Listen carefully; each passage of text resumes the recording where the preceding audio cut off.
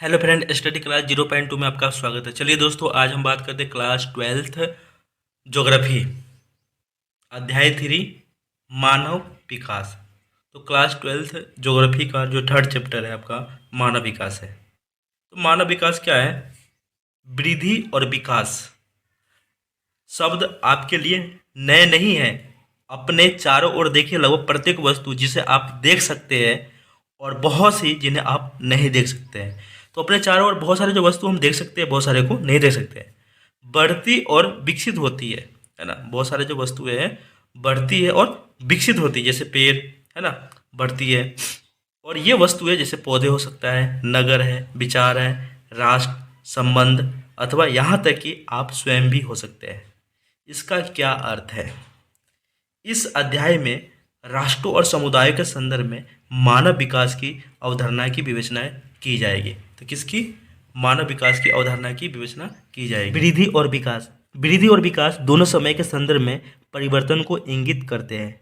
अंतर यह है कि वृद्धि मात्रात्मक और मूल्य निरपेक्ष है। इसका चिन्ह धनात्मक अथवा ऋणात्मक हो सकता है। जब वृद्धि होगा तो धनात्मक होगा, है ना। जब वृद्धि नहीं होगा तो क्या होगा? ऋणात्मक हो सकता है। इसका अर्थ परिवर्तन धनात्मक माने वृद्धि को दर्शाता है, और अथवा ऋणात्मक हाथ से माने कमी को इंगित हो सकता है। विकास का अर्थ गुणात्मक परिवर्तन है जो मूल्य सापेक्ष होता है। तो विकास का अर्थ क्या होता है? गुणात्मक परिवर्तन है जो मूल्य क्या होता है? सापेक्ष होता है। इसका अर्थ है कि विकास तब तक नहीं हो सकता है जब तक वर्तमान दशाओं में वृद्धि ना हो। तो विकास तब तक नहीं हो सकता है जब तक वर्तमान दशाओं में वृद्धि न हो। विकास उस समय होता है जब सकारात्मक वृद्धि होता है। तो विकास उस समय होता है जिसमें सकारात्मक वृद्धि होता है। जैसे किसी बच्चे का, जैसे उसकी हाइट बढ़ता है तो क्या हो रहा है? धीरे धीरे क्या हो रहा है? उसका वृद्धि हो रहा है, मतलब बढ़ रहा है। तो आगे देखते दोस्तों, आगे आपका क्या है। तथापि सकारात्मक वृद्धि से सदैव विकास नहीं होता है। विकास उस समय होता है जब गुणात्मक में सकारात्मक परिवर्तन होता है। उदाहरण के लिए, किसी निश्चित समय अवधि में यदि किसी नगर की जनसंख्या 1 लाख से 2 लाख हो जाती है, माने किस निश्चित समय अवधि में जनसंख्या क्या होती है? 1 लाख से 2 लाख हो जाती है, तो हम कहते हैं कि नगर की क्या हुई है? वृद्धि हुई है। माने 1 लाख से क्या हो गया? 2 लाख हो गया। फिर भी यदि आवास जैसी सुविधाएं, मूलभूत सेवाओं की व्यवस्था तथा अन्य विशेषता पहले जैसी रहती है, तब इस वृद्धि के साथ विकास नहीं जुड़ा हुआ है। तो देखिए दोस्तों, क्या है कि माने कोई क्षेत्र है, उस क्षेत्र में 1 लाख से जनसंख्या क्या हो गया? 2 लाख हो गया। तो कहेंगे कि क्या है? जनसंख्या की क्या वृद्धि हुई है, माने नगर की वृद्धि हुई है। फिर भी यदि आवास जैसी सुविधाएं, मूलभूत सेवाएं जैसे की व्यवस्था, अन्य विशेषताएं पहले जैसी ही रहती है, तब वृद्धि के साथ विकास नहीं हुआ। जैसे अस्पताल की व्यवस्था, पानी की व्यवस्था, बिजली की व्यवस्था जैसी है, तो वैसे कहेंगे उसका विकास नहीं हुआ है उस क्षेत्र का। यह है कि जिस देश की अर्थव्यवस्था जितनी ज़्यादा बड़ी होती थी, उसे उतना ही अधिक विकसित माना जाता था। लेकिन इस वृद्धि का अधिकांश लोगों के जीवन में परिवर्तन से कोई संबंध नहीं था। माने जिस देश की अर्थव्यवस्था जितनी ज़्यादा बड़ी होती है, उतना ही अधिक विकसित माना जाता है। लेकिन इस वृद्धि का अधिकांश लोगों के जीवन में परिवर्तन से कोई संबंध नहीं था। किसी देश में लोग जीवन की गुणवत्ता का जो आनंद लेते हैं, उन्हें जो अवसर उपलब्ध है और जिन स्वतंत्रताओं का वे भोग करते हैं, विकास के महत्वपूर्ण पक्ष है। यह विचार नया नहीं है। पहली बार इन विचारों को 80 के दशक के अंत और 90 के दशक के आरंभ में स्पष्ट किया गया था। इस संबंध में दो दक्षिण एशियाई अर्थशास्त्रियों महबूब उल हक और अमर्त्य सेन का कार्य महत्वपूर्ण है। तो इस संबंध में दो दक्षिण एशियाई अर्थशास्त्री महबूब उल हक और अमर्त्य सेन का कार्य महत्वपूर्ण है। मानव विकास की अवधारणा का प्रतिपादन डॉक्टर महबूब हक के द्वारा किया गया था। तो मानव विकास की अवधारणा का प्रतिपादन डॉक्टर महबूब उल हक के द्वारा किया गया था। डॉक्टर हक ने मानव विकास का वर्णन एक ऐसे विकास के रूप में किया है जो लोगों के विकल्पों में वृद्धि करता है और उनके जीवन में सुधार लाता है। तो क्या डॉक्टर हक के ने मानव विकास का वर्णन एक ऐसे विकास के रूप में किया है जो लोगों के विकल्पों में वृद्धि करता है और उनके जीवन में सुधार लाता है। इस अवधारणा में सभी प्रकार के विकास का केंद्र बिंदु मनुष्य है। यह विकल्प स्थिर नहीं है बल्कि परिवर्तनशील है। विकास का मूल्य उद्देश्य ऐसी दशाओं को उत्पन्न करता है जिनमें लोग सार्थक जीवन व्यतीत कर सकते हैं। सार्थक जीवन केवल दीर्घ नहीं होता है, जीवन का कोई उद्देश्य होना भी आवश्यक है। जीवन का कोई उद्देश्य होना आवश्यक है, इसका अर्थ है कि लोग स्वस्थ हो, अपने विवेक, अपने बुद्धि और का विकास कर सकते हो, वे समाज में प्रतिभागिता करें और अपने उद्देश्य को पूरा करने में स्वतंत्र हो। माने सार्थक जीवन केवल दीर्घ नहीं होता है, जीवन का कोई उद्देश्य होना आवश्यक है। इसका अर्थ है कि लोग स्वस्थ हो, अपने विवेक और बुद्धि का विकास कर सकते हो, वे समाज में प्रतिभागिता करें और अपने उद्देश्य को पूरा करने में स्वतंत्र हो। दीर्घ एवं स्वस्थ जीवन जीना, ज्ञान प्राप्त कर पाना तथा एक शिष्ट जीवन जीने के पर्याप्त साधनों का होना मानव विकास के सर्वाधिक महत्वपूर्ण पक्ष है। अतः संसाधनों तक पहुंच, स्वास्थ्य एवं शिक्षा मानव विकास के केंद्र बिंदु है। इन पक्षों में से प्रत्येक के मापन के लिए उपयुक्त सूचकों का विकास किया गया है। क्या आप ऐसे कुछ सूचकों के बारे में सोच सकते हैं? पर्याय लोगों में अपने आधारभूत विकल्पों को तय करने की क्षमता, स्वतंत्रता नहीं होती है। यह ज्ञान प्राप्त करने की अक्षमता उनके भौतिक निर्धनता, सामाजिक भेदभाव, संस्थाओं की अक्षमता और अन्य कारणों की वजह से हो सकता है। इससे दीर्घ एवं स्वस्थ जीवन जीने, शिक्षा प्राप्ति के योग्य होने और एक शिष्ट जीवन जीने के साधनों को प्राप्त करने में क्या करती है दोस्तों? बाधा आती है ना? क्या होता है? बाधा आती है। लोगों के विकल्पों में वृद्धि करने के लिए स्वास्थ्य और शिक्षा और संसाधनों तक पहुंच में उनकी क्षमताओं का निर्माण करना महत्वपूर्ण है।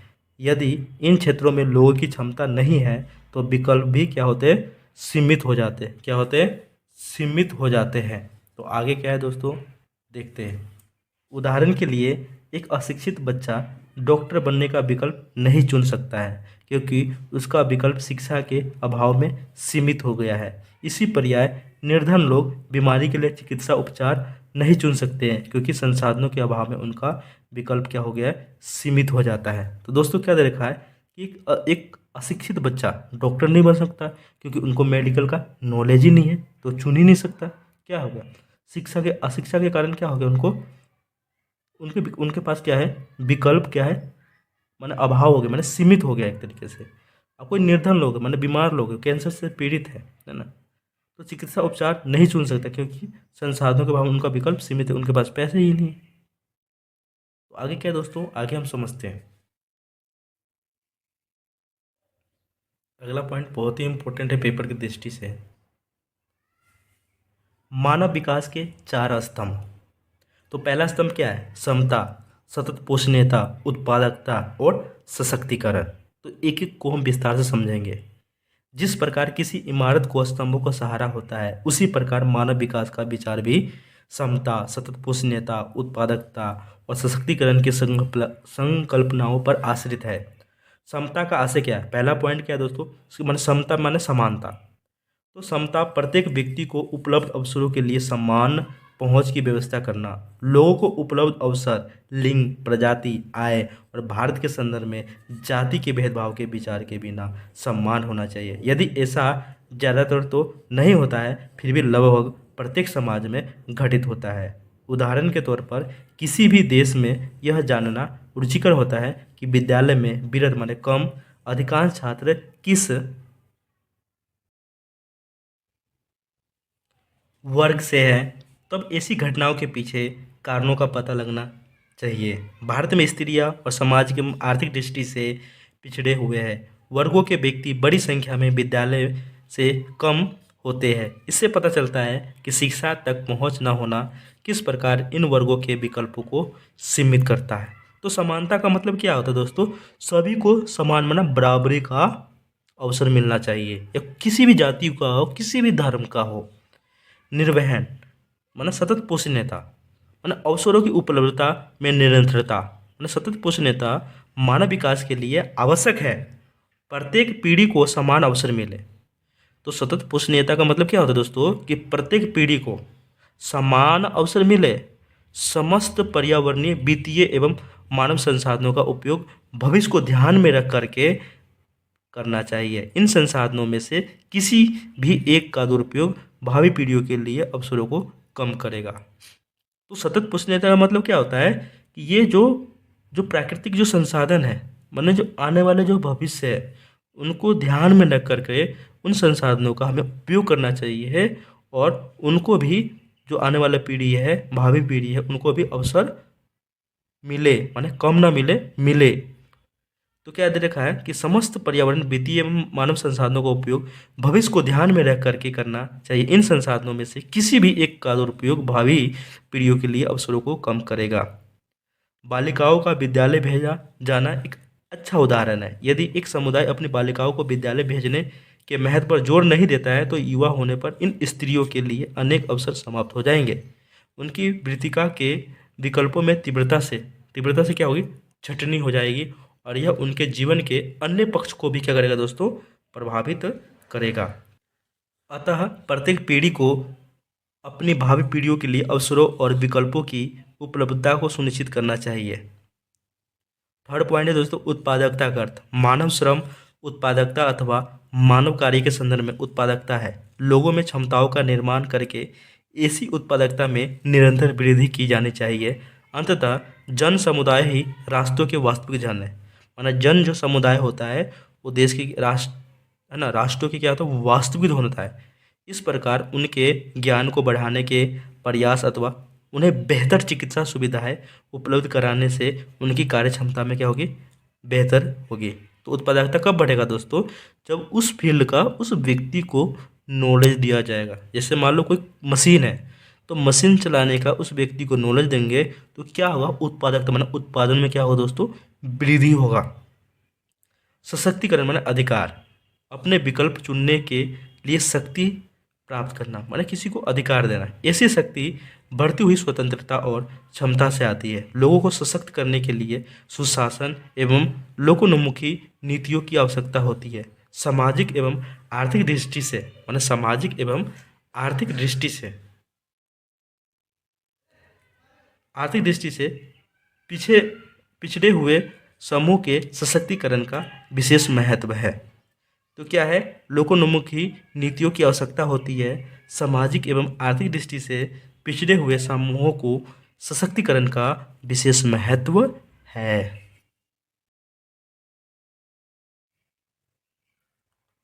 मानव विकास के उपागम। मानव विकास की समस्या को देखने के अनेक ढंग हैं। कुछ महत्वपूर्ण उपागम है: आय उपागम, कल्याण उपागम, न्यूनतम आवश्यकता उपागम, क्षमता उपागम।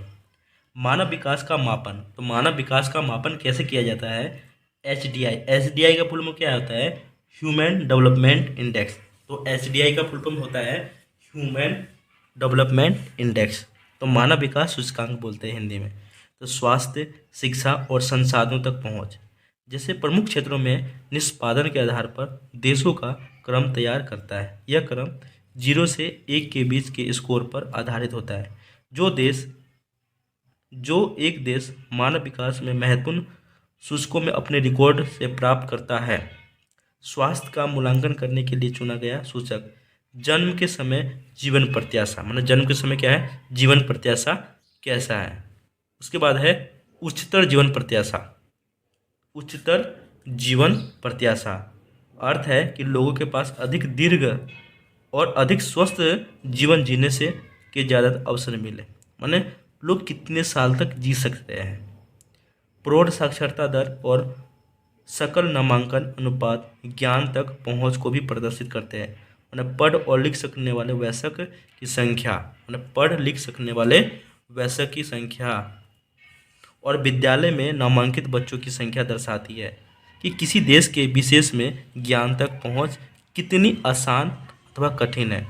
संसाधनों तक पहुंच को क्रय शक्ति, माने खरीदने की शक्ति, क्रय शक्ति का मतलब क्या होता है दोस्तों, खरीदने की शक्ति, अमेरिकी डॉलरों में के संदर्भ में मापा जाता है।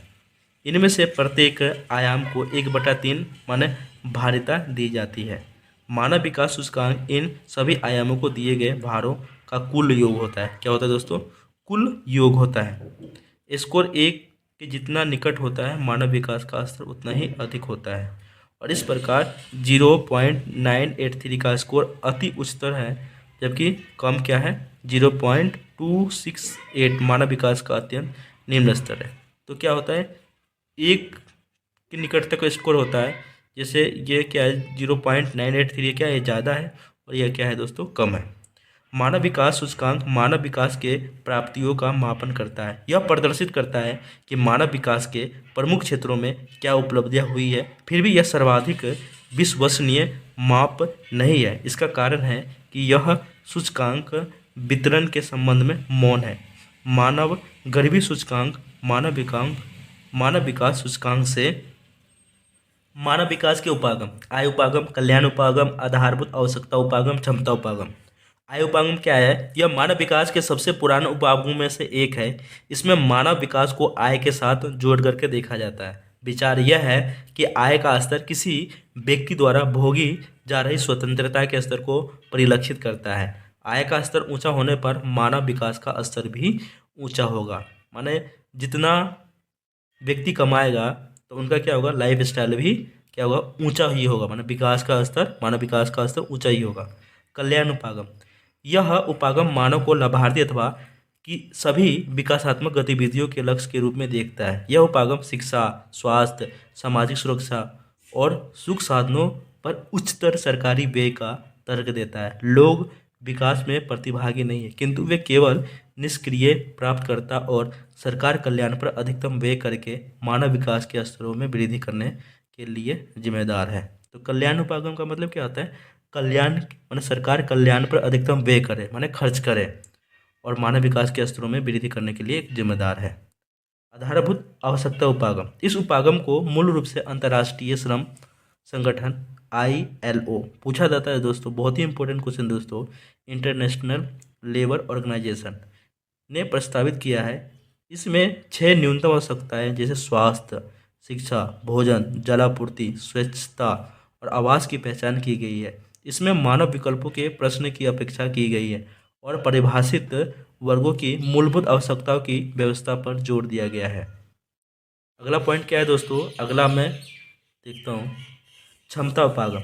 इस उपागम का संबंध प्रो अमर्त्य सेन से है। संसाधनों तक पहुंच के क्षेत्र में मानव क्षमताओं का निर्माण बढ़ते मानव विकास की क्या है? कुंजी है। क्या है दोस्तों? कुंजी है। 1990 ईस्वी से प्रतिवर्ष संयुक्त राष्ट्र विकास कार्यक्रम UNDP, United Nation Development Programme ने संयुक्त राष्ट्र विकास कार्यक्रम मानव विकास प्रतिवेदन प्रकाशित कर रहा है। यह प्रतिवेदन मानव विकास स्तर के अनुसार सभी सदस्य देशों की कोटि क्रमानुसार सूची उपलब्ध कराता है। मानव विकास सूचकांक और गरीबी सूचकांक UNDP द्वारा प्रयुक्त मानव विकास मापन के दो महत्वपूर्ण क्या है? सूचकांक है। संबंधित यह सूचकांक मानव विकास में कमी मापता है। यह एक के बिना आय वाला माप है। किसी प्रदेश के मानव विकास में कमी दर्शाने के लिए 40 वर्ष की आयु तक जीवित न रह पाने की संभाव्यता, माने 40 वर्ष तक आयु तक जीवित न रहने की संभावना, प्रोध निरक्षरता दर, स्वच्छ जल तक पहुंच न रखने वाले लोगों की संख्या और अल्प भार वाले छोटे बच्चों की संख्या सभी इसमें गिने जाते हैं। पर्याय मानव गरीबी सूचकांक मानव विकास सूचकांक की अपेक्षा अधिक कमी उद्घाटित करता है। तो क्या है दोस्तों? माने 40 वर्ष तक जीवित न रह पाने की संभावना, प्रौढ़ निरक्षरता, स्वच्छ जल तक पीने की, अल्प भार वाले छोटे बच्चों की संख्या। तो ये है दोस्तों, ये मापने की क्या है? मानव विकास सूचकांक की अपेक्षा अधिक कमी उद्घाटित करता है। आगे क्या है दोस्तों? आगे हम बात करते हैं पेपर की दृष्टि से बहुत ही इम्पोर्टेंट पॉइंट है दोस्तों। मानव विकास के इन दोनों मापों का संयुक्त अवलोकन किसी देश में मानव विकास की स्थिति का यथार्थ चित्र प्रस्तुत करता है। मानव विकास को मापने की विधियां निरंतर परिष्कृत हो रही है। मानव विकास के विभिन्न तत्वों को ग्रहण करने की न्यूनतम विधियों का अनुसंधान हो रहा है। शोधकर्ता ने किसी क्षेत्र विशेष में भ्रष्टाचार के स्तर और राजनीतिक स्वतंत्रता के बीच संबंध ज्ञात किए हैं। राजनीतिक स्वतंत्रता सूचकांक और सर्वाधिक भ्रष्ट देशों के सूचीकरण पर चर्चा हो रही है। क्या आप मानव विकास स्तर के अन्य संबंधों के बारे में सोच सकते हैं? क्या कह रहा है कि मानव विकास स्तर के अन्य संबंधों के बारे में क्या है सोच सकते हैं। भूटान विश्व में अकेला देश है जिसने सकल राष्ट्रीय प्रसन्नता ग्रोस नेशन हैप्पी को देश की प्रगति का आधिकारिक माप घोषित किया है। भूटानियों ने अपने पर्यावरण अथवा सांस्कृतिक एवं आध्यात्मिक जीवन के अन्य पहलुओं को भौतिक प्रगति और प्रौद्योगिकी विकास से होने वाले संभावित नुकसान को सतर्कतापूर्वक है ना सतर्कतापूर्वक अथवा ध्यान में रख करके अपनाया है। इस साधारण सा अर्थ है कि प्रसन्नता की कीमत पर भौतिक प्रगति नहीं की जा सकती है। सकल राष्ट्रीय प्रसन्नता हमें विकास के आध्यात्मिक भौतिकता और गुणात्मक पक्षों को सोचने के लिए क्या करता है दोस्तों, प्रोत्साहित करता है। तो आगे देखते हैं दोस्तों, आगे क्या है आपका, आगे है आपका अंतर्राष्ट्रीय तुलनाएं। मानव विकास की अंतर्राष्ट्रीय तुलनाएं रुचिकर है। प्रदेश के आकार और प्रति व्यक्ति आय का मानव विकास से प्रत्यक्ष संबंध नहीं है। पर यह मानव विकास में बड़े देशों की अपेक्षा छोटे देशों का कार्य बेहतर रहा है। इसी प्रकार मानव विकास में अपेक्षा निर्धन माने गरीब राष्ट्रों का कोटिक्रम धनी पड़ोसियों से क्या है ऊंचा रहा है। उदाहरण के तौर पर अपेक्षाकृत छोटी अर्थव्यवस्थाएं होते हुए भी जैसे श्रीलंका, ट्रिनिडाड टोबैगो का मानव विकास सूचकांक भारत से क्या है दोस्तों ऊंचा है। इसी प्रकार कम प्रति व्यक्ति आय के बावजूद मानव विकास में केरल का प्रदर्शन पंजाब और गुजरात से क्या है दोस्तों कहीं बेहतर है। अर्जित मानव विकास स्कोर के आधार पर देशों को 4 समूहों में वर्गित किया जा सकता है। किस समूह में? 4 समूहों में वर्गित किया जा सकता है। तो मानव विकास का स्तर, मानव विकास सूचकांक का स्कोर और देशों की संख्या। अति माने जो ज़्यादा 0 से 800 से ऊपर है ना 66 है। उच्च 0 से 0.700 से 0.79 के बीच में है 53 देश है। मध्य 0.550 से 0.69 के बीच में कितना है 37 देश है। निम्न क्या है 0.549 से नीचे कितना है 33 देश है। तो ये सबसे ज़्यादा है, फिर उससे कम, फिर उससे कम, ये सबसे कम है। उच्च मानव विकास सूचकांक वाले देश में जिनका स्कोर कितना है 0.8 से ऊपर है ना, ये उच्च वाले। मानव विकास प्रतिवेदन 2020 के अनुसार इस वर्ग में 66 देश सम्मिलित है। तालिका 3.3 इस वर्ग के प्रथम 10 देशों को क्या कहता है दर्शाता है। तालिका 3.3 सर्वोच्च उच्च मूल्य सूचकांक वाले देश कितने 10 देश है दोस्तों मानव विकास का। तो पहला क्या है नॉर्वे, दूसरा क्या है आयरलैंड, तीसरा क्या है स्विट्जरलैंड, चौथा है हांगकांग जिसको चीन है ना SAR भी बोलते हैं, पांचवा है आइसलैंड, छठा है जर्मनी, सातवां है स्वीडन, आठवां है ऑस्ट्रेलिया, नौवां है नीदरलैंड, 10वां है डेनमार्क। तो ये दोस्तों ये 8 दो बार लिखा हुआ है, मिस प्रिंट किया गया है, तो ये 9 है या ये 5 है आपका।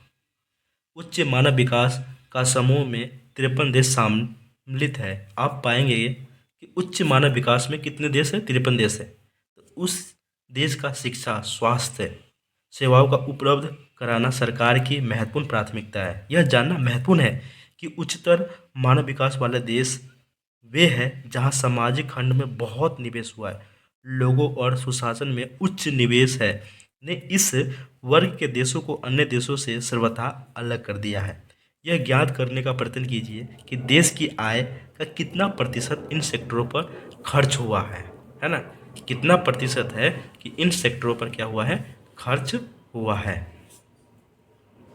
क्या आप कुछ अन्य लक्षणों के बारे में सोच सकते हैं जो इन देशों में समान हो? आप देखेंगे कि इनमें से अनेक देश पूर्व साम्राज्य शक्तियाँ रही है। इन देशों में सामाजिक विविधता की डिग्री उच्च नहीं है। उच्च मानव विकास स्कोर वाले देश यूरोप में अवस्थित है और वे औद्योगिकीकृत पश्चिमी विश्व की प्रतिनिधित्व करते हैं। फिर भी गैर यूरोपीय देशों की संख्या आश्चर्यचकित करने वाली है। जिन्हें इस सूची में अपना स्थान बनाया है। आगे देखते हैं दोस्तों, आगे आपका क्या है। मानव विकास के मध्य स्तर वाले देशों का वर्ग विशालतम है। मध्य मानव विकास वर्ग में कितने 37 देश हैं। इनमें से अधिकांश देशों का विकास द्वितीय विश्व युद्ध के बाद की अवधि में हुआ है। इस वर्ग के कुछ देशों का पूर्वकालीन उपनिवेश था, माने गुलाम था कुछ देश उसके। तो 37 देश, द्वितीय विश्व युद्ध आपको पता है ना, 1939 से लेकर 1945। और क्या थे, बहुत सारे देश उस समय क्या थे, उपनिवेश थे, गुलाम थे। जबकि अन्य अनेक देशों का विकास 1990 ईस्वी में तत्कालीन सोवियत संघ के विघटन के पश्चात भी हुआ है। इनमें से अनेक देश अधिक लोकोन्मुखी नीतियों को अपना करके तथा सामाजिक भेदभाव को दूर करके तेजी से अपने मानव विकास स्कोर में सुधार कर रहे हैं। इनमें से अधिकांश देशों में उच्चतर मानव विकास के स्कोर वाले देशों की तुलना में सामाजिक विविधता अधिक पाई जाती है। क्या है, सामाजिक विविधता। इस वर्ग के अनेक देशों में अपने अभिनव इतिहास में राजनीतिक अस्थिरता और सामाजिक विद्रोह का भी क्या किया दोस्तों, सामना किया है। आगे क्या है दोस्तों, आगे हम देखते हैं मानव विकास के निम्न स्तर वाले देश क्या क्या है। 33 है इसकी संख्या। इनमें से अधिकांश छोटे देश हैं जहाँ पे राजनीतिक उपद्रव हमेशा राजनीतिक उपद्रव होता रहता है, गृह युद्ध होता रहता है के रूप में सामाजिक अस्थिरता भी है, अकाल भी है वहाँ पे, माने भूखमरी है, बीमारियों की अधिक घटनाओं के दौर से गुजर रहे हैं। सुविचारित नीतियों के माध्यम से इस वर्ग के देशों की मानव विकास की आवश्यकताओं के समाधान के तत्काल क्या है, आवश्यकता। मानव विकास की अंतर्राष्ट्रीय तुलनाएं कुछ अत्यंत रुचिकर परिणाम दर्शाती है। पर्याय लोग मानव विकास के निम्न स्तरों के लिए लोगों की संस्कृति को दोष देते हैं। उदाहरणार्थ क देश में मानव विकास इसलिए कम हुआ है क्योंकि उसके लोग ख माने धर्म का अनुसरण करते हैं, माने पालन करते हैं। ग समुदाय के है, ऐसे वक्तव्य भ्रांतिपूर्ण है। एक प्रदेश में मानव विकास के निम्न अथवा उच्च स्तर क्यों दर्शाते हैं, यह समझने के लिए सामाजिक सेक्टर पर सरकारी व्यय के प्रतिरूप को देखना या जानना महत्वपूर्ण है। देश का राजनीतिक परिवेश तथा लोगों को उपलब्ध स्वतंत्रता भी महत्वपूर्ण है। मानव विकास के उच्च स्तर वाले देश सामाजिक सेक्टरों में अधिक निवेश करते हैं और राजनीतिक उपद्रव और अस्थिरता से पर्याय स्वतंत्र है। इन देशों में संसाधनों का वितरण भी अपेक्षाकृत क्या है, समान है। दूसरी ओर मानव विकास के निम्न स्तर वाले देश सामाजिक सेक्टरों की बजाय प्रतिरक्षा पर अधिक व्यय करते हैं। यह दर्शाता है कि देश की राजनीतिक अस्थिरता वाले क्षेत्रों में पड़ते हैं और त्वरित आर्थिक विकास प्रारंभ नहीं है। तो क्या है, कुछ तो सामाजिक सेक्टर में निवेश करते हैं, कुछ क्या है आपका कि सामाजिक सेक्टर की बजाय प्रतिरक्षा पर अधिक व्यय करते हैं। यह दर्शाता है कि देश की राजनीतिक अस्थिरता वाले क्षेत्रों में पड़ते हैं और त्वरित आर्थिक विकास प्रारंभ नहीं कर पाए। दोस्तों, अगर ये वीडियो आपको अच्छा लग रहा है, लाइक, सब्सक्राइब एंड शेयर कीजिएगा। जय हिंद, जय भारत।